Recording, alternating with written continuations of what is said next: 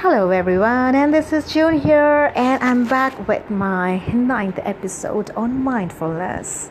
I hope you're all doing good, and thank you for supporting my podcast on mindfulness, and thank you for your generous feedback. Well, today I thought let me just begin my episode by giving you a brief information how mindfulness impacts our brain.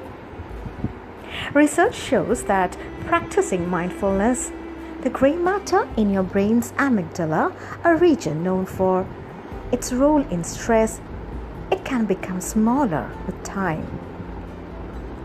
And our brain also has a region called hippocampus, which is responsible for memory and learning. So with regular mindfulness practice, with mindfulness meditation, this area can also become thicker after practicing mindfulness.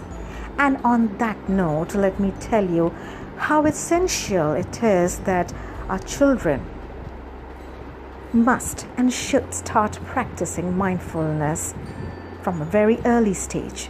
So mindfulness is something you must welcome at homes as a parent as well as in classrooms. So what are the power of mindfulness with children, with our young learners, as well as our young learners? To begin with, it strengthens self-control. So when you are better in controlling your behavior, the less impulsive you are. Next, it lowers the anxiety and stress, which is so essential, isn't it?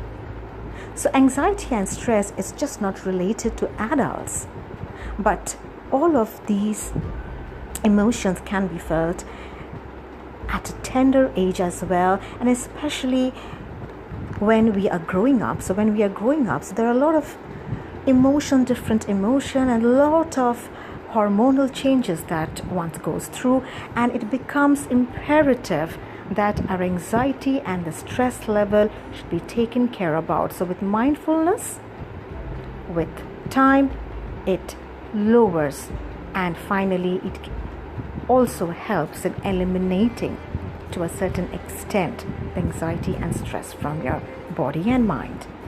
The next is it increases positive moods. Well, that's very self-explanatory. So you learn to become more happier. You learn to become more content. You learn to become satisfied in what you are and what you have in the current moment. You become less dependent with external events. Thus, the positivity starts building up more and more within you, and you need not look for an excuse to feel happy. Next is you become a better decision maker. Now, this is a very important skill, and it's very important also that we help the young minds to focus on it and to help them decide right at the early stage. Well, it just goes without saying that children are far more better negotiators than any adults. The next, it improves in emotional regulations. So emotional regulation skills are very important because it makes you aware of any negative emotions that you are experiencing. And when we experience certain negative emotions, there are certain sensations that we experience also within our body. So the moment we become aware and we start focusing the unpleasant sensation, we start regulating, and we know that we need to switch our mood towards feeling better. Next is it increases self-esteem. And again, it goes without saying that this is so important because children needs to build that self-confidence. So when they have that self-confidence, when they have that self-esteem within them, the increased self-esteem within them, it is then when they start performing better. And when they perform better, they become far more receptive than what they were before. Next, it improves the health and body, and again this goes without saying. Better your health, better your body, and especially in the growing years, in the formative years, it's absolutely quintessential. Last but not the least, it improves in social skills and communications. Well, we know how important social and communication skills are, especially when we are an adult. These two skills play major roles in whatever we do. Now, I would like to talk about what studies have shown that how mindfulness can have a positive impact with children. So research and studies have shown that schools who have been practicing mindfulness, what they have observed, they have seen an increased attention, and the children are much more focused than ever before. The grades were getting better. Wow. More effective with emotional regulation, and hey, I just mentioned that, isn't it? Better behavioral issues, as in less behavioral issues and better behavioral in schools, greater empathy, and they are far more compassionate towards their peers. Social skills starts getting better and they exhibit the same. Studies have also showed reduced test anxiety and the stress level were far less. And all of this that I've just stated, it is not that I'm guessing, but these are facts and reports shared by schools who have been practicing mindfulness with their students, and teachers especially who have been practicing the same with their students. Now, if you are thinking that how can I bring mindfulness in my classroom, especially if you are a teacher, well, there are 4 easy steps by which you can bring in mindfulness in your classroom. The first is breathing. Ensure you're doing good deep breathing, because when we are anxious and stressed, our breaths become shallow. And very often we really don't breathe well. So it's very important that we take longer, deeper breaths.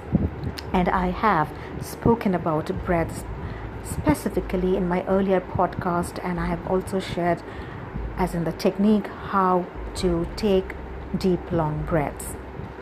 Next is give your students a guided, an imagery, and have a guided imagery practice. Choose an image which is more intricate in nature and more interesting, more colorful, and let them observe and let them come out with the minutest of details, and that's very important.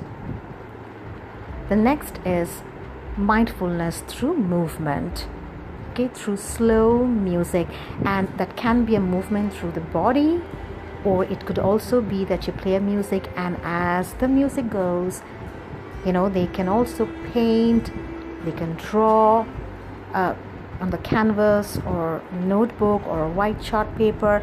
Basically, there has to be some kind of a movement which has to be done mindfully. Next is the power of observation. Allow them to gauge, and they can just choose anything that they like. And let them observe. It could also be just mindfully observing outside the window. And again, you ask them what are the things they are observing now which they would not observe otherwise. The next is bring in mindfulness with all the senses. And one of my favorite activity, which I often make my trainees and students practice, is through a raisin. So I give them the raisin, they hold it on the palms, and I tell them to give whole 15 minutes to raisin, touch it, Feel it, smell it, take a bite, a small tiny bite, and you know how small a raisin is, but let them just take a small bite, close their eyes and see how it feels. What is it about the raisin that it's captivating them, which they have not felt or they have not really experienced earlier? Well, this was one example about raisin, but you can do it with any other object. Just give them and ask them to mindfully engage their senses in observing that object. Well, I hope you found this episode helpful like all my other previous episodes. And please, if you are a teacher or even if you are a mother or a parent, please practice these activities. Try with one, with your children or with your students or with your child, and see them progress. Give yourself that time, 7 days, 15 days time, and you will see the changes and the transformation. Mindfulness practice is something we need to do it, to see it, and to believe it. Thank you, everybody. Thank you for being with me today in this episode. I really enjoyed sharing them. I hope you have enjoyed listening to it too. Good luck.